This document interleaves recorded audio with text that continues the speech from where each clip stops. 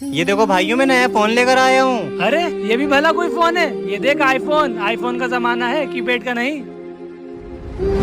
क्या यार, मेरी किस्मत ही खराब है। अगर ऊपर वाले ने मुझे थोड़ा अमीर बनाया होता तो आज अपने दोस्तों के सामने मुझे जलील नहीं होना पड़ता। मुझे नहीं चलाना है खटारा फोन, बहुत गर्मी है। अरे अजान हो गई। एक काम करता हूँ, इसे बिछाकर यहीं नमाज पढ़ लेता हूँ।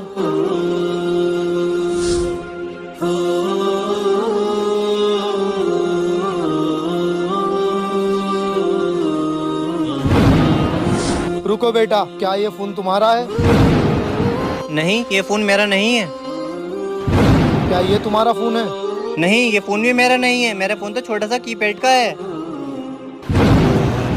क्या ये है तुम्हारा फोन? हाँ, यही है मेरा फोन, लेकिन ये तो टूट गया था। मैं तेरी ईमानदारी देखकर खुश हुआ। ले, ये फोन भी तू रख ले।